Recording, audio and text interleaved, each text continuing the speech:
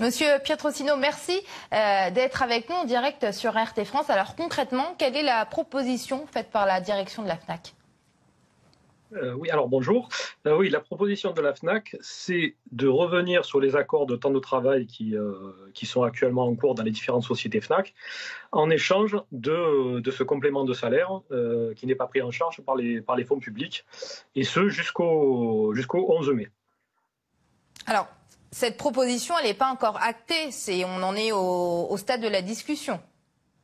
On en est encore au stade de la négociation.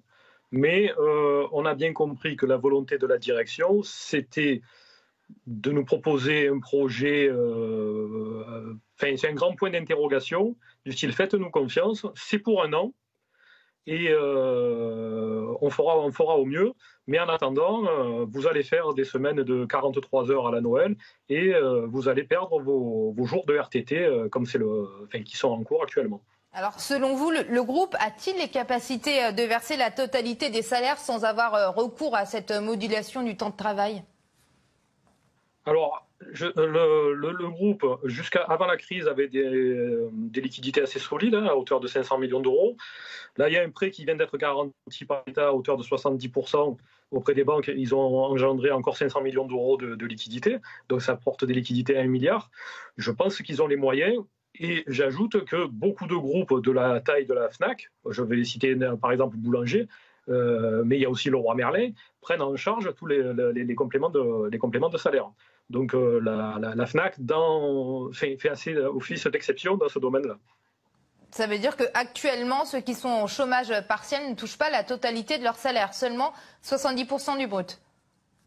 Sur le mois de mars, le demi-mois a été pris en charge, mais sur le mois d'avril, la direction nous a annoncé qu'elle ne compléterait pas, sauf à signer cet accord qui remet en cause les acquis de jours de RTT et de temps de travail, de jours de repos fixe sur la semaine et bien d'autres choses encore, puisque l'appétit de la direction pour détruire ces acquis sociaux, il s'enflamme.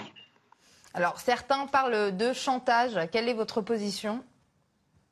Ah, tout à fait. Le maintien de la rémunération ou pas. Il ne faut pas oublier quand même que les 70% bruts sont issus des fonds publics, sont issus des impôts. Donc les salariés de la FNAC payent leurs impôts, comme tout le monde.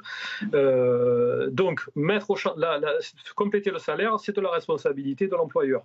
Mettre cette décision dans la balance pour signer un accord qui va modifier considérablement la vie des salariés de la FNAC, et pas dans le bon sens, c'est du chantage. Marc Pietrosino, merci d'avoir été avec nous en direct. Je rappelle que vous êtes syndicaliste CGT relais à la FNAC. Merci.